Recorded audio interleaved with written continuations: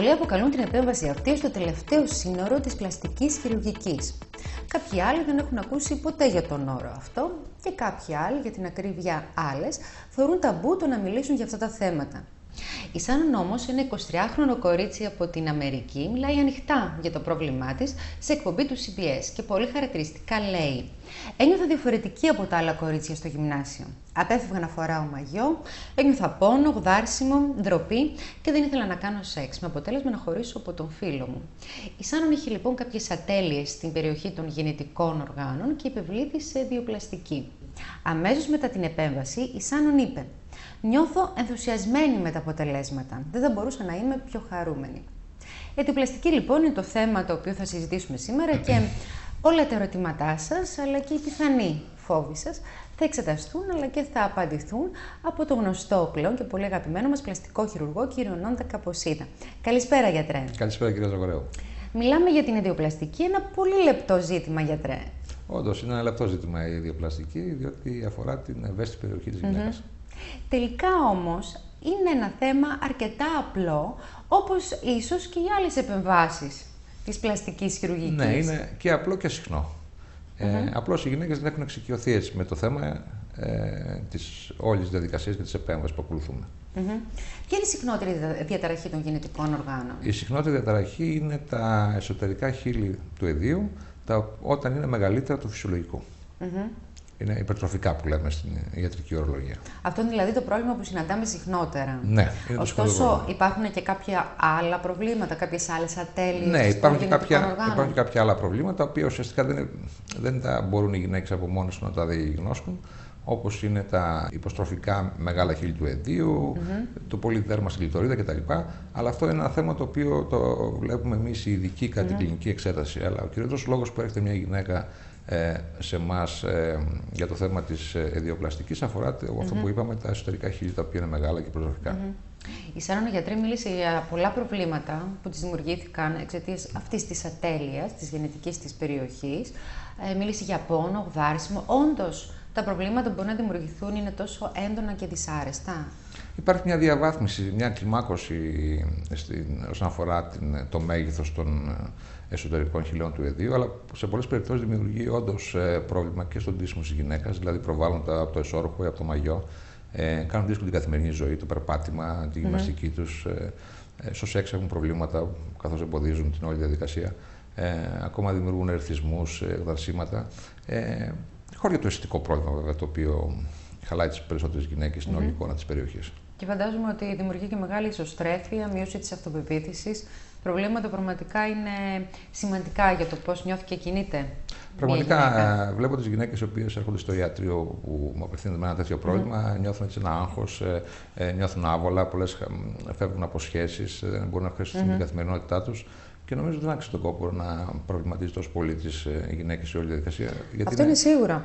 Δεν πάβει όμως, γιατρέ, να αποτελεί ένα θέμα ταμπού. Και σε αυτό το κομμάτι θέλω να μου πείτε, ποιες είναι οι γυναίκες εκείνες που απενοχοποιούνται, που παίρνουν το θάρρος και έρχονται και μιλούν σε εσάς ανοιχτά για το πρόβλημά τους? Νομίζω οι γυναίκες όλων των ηλικιών και όλων των κατηγοριών.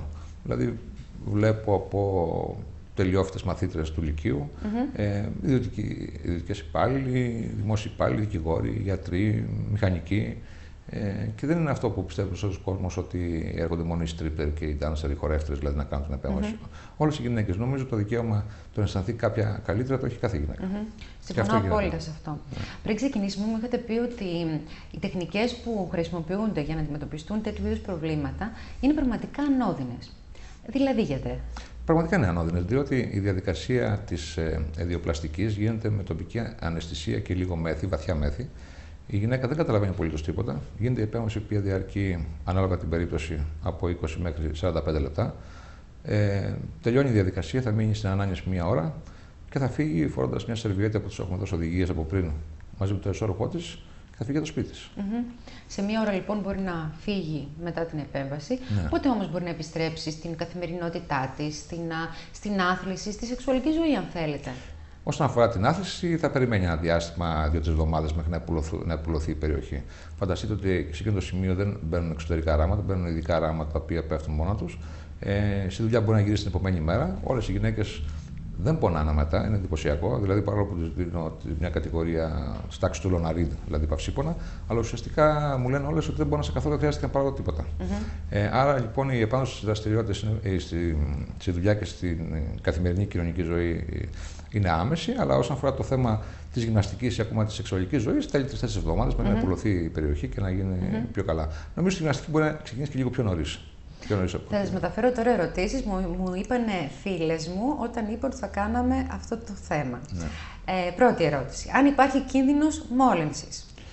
Κίνδυνος μόλυνσης υπάρχει σε κάθε επέμβαση που κάνουμε στην πλαστική χειρουργική και γενικά στη χειρουργική. Αλλά εδώ, επειδή έχουμε μια πολύ καλή αγκίωση της περιοχής, ο κίνδυνος μόλυνσης είναι μηδαμινός. Όπως και οποιοδήποτε άλλες επιπλοκές, διότι η επέμβαση είναι πολύ ελεγχόμενη, γίνεται με μια απλή διαδικασία και έχουμε μηδενίσει τελείως τους κινδύνους. Δηλαδή δεν έχουμε δει τίποτα στα 12 χρόνια εμπειρίας που ασχολούμαστε με το θέμα αυτό. Ωραία, κατανοητό. Δεύτερη ερώτηση. Θα μείνει κάποια τομή, κάποιο σημάδι που να μαρτυρά κάτι? Δεν μένει απολύτως τίποτα. Κανείς δεν μπορεί να καταλάβει ότι έχει επέμβει κάποιος εκεί. Και τρίτη ερώτηση. Είναι μόνιμο το αποτέλεσμα? Το αποτέλεσμα είναι μόνιμο. Ή θα χρειαστεί κάποια γυναίκα ξανά να περάσει τα ίδια? Όχι, δεν περνάει τα ίδια. Είναι ένα μόνιμο αποτέλεσμα, γιατί φανταστείτε αυτό το πρόβλημα η γυναίκα το κουβαλάει από τη γέννησή της. Βέβαια, υπάρχουν κάποιες γυναίκες που το χειροτερεύσαν μετά τους τοκετούς κτλ. Νομίζω ότι η επέμβαση είναι και η σφραγίδα που λύνει και το πρόβλημα οριστικά. Και θα κάνω και μια τέταρτη ερώτηση.